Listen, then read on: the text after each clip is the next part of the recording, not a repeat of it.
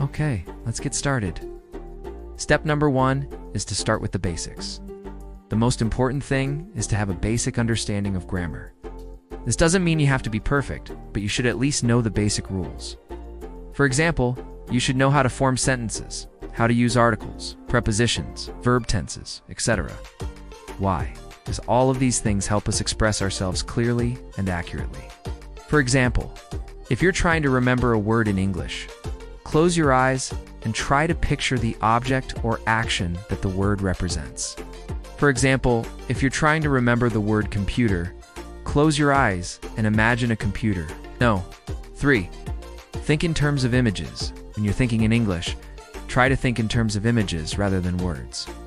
For example, instead of thinking I am hungry, imagine yourself eating a piece of cake. They already know what words sound good together and what words have similar meanings. They might think in full sentences or even in paragraphs, and then they try to break it down into smaller chunks of language that are easier to understand and use. Now I'm going to give you some tips and exercises that will help you think in English. I hope they will be helpful for you. And please remember, I'm not saying that you shouldn't study grammar or expand your vocabulary. You can also try to think in English while you're doing everyday tasks, such as brushing your teeth or washing the dishes.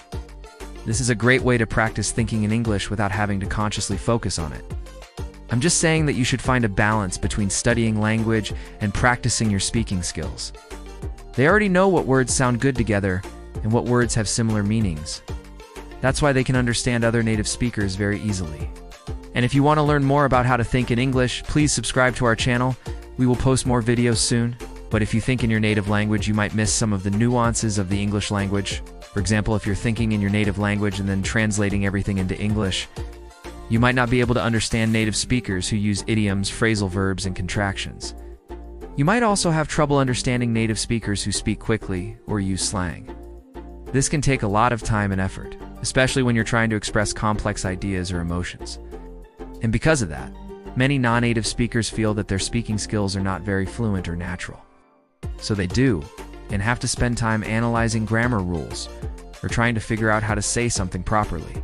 For example, if I want to tell my wife that I love her, I wouldn't sit down and think, how do you say that in English? And when non-native speakers make mistakes, it's usually because they read trying to express something that they could unsay in their native language. So don't be afraid to experiment with your speech and try new things. If you make a mistake, just laugh it off and move on. What's the correct verb? Tense? Is it present perfect or simple present? No, I just think, I love you and I say it, because I already know how to say it and I don't have to think about it. By thinking in terms of images, you'll be able to activate your visual spatial centers, which will make it easier to recall words and phrases.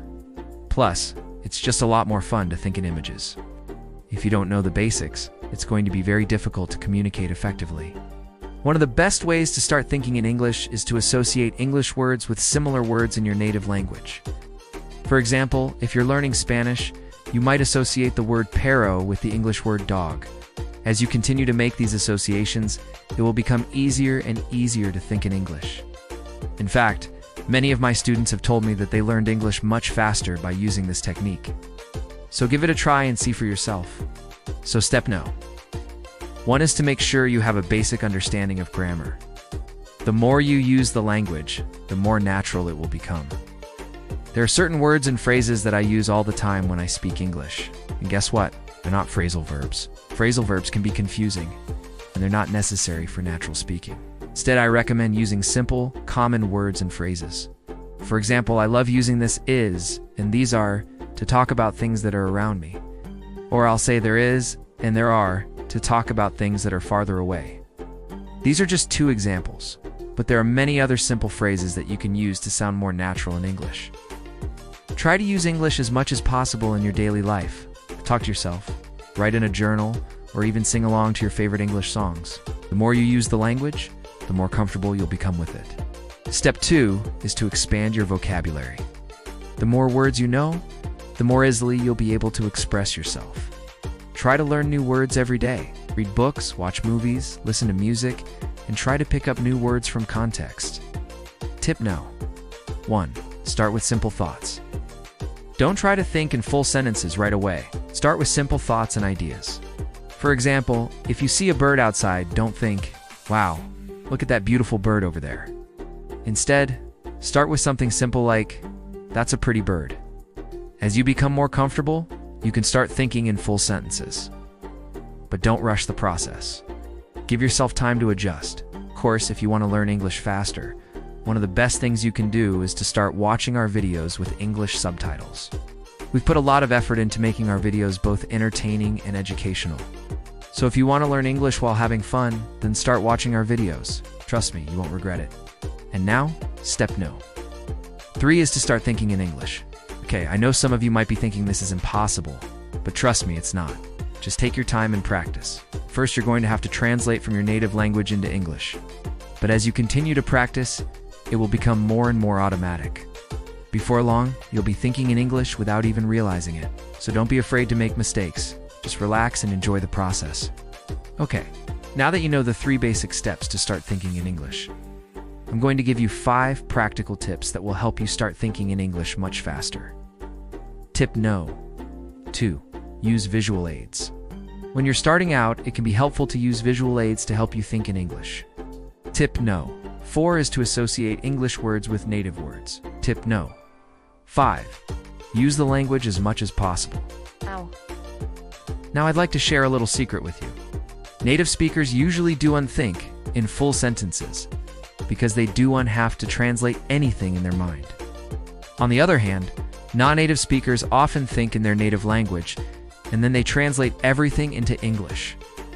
But there is a solution to this problem. If you follow a few simple tips, you can train yourself to think in English, and it will greatly improve your speaking skills.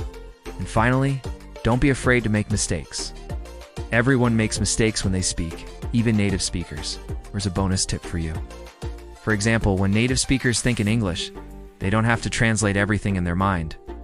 So if you want to improve your listening skills, I recommend that you start thinking in English. It will help you to understand English speakers much better. Thank you for watching, and see you in the next video.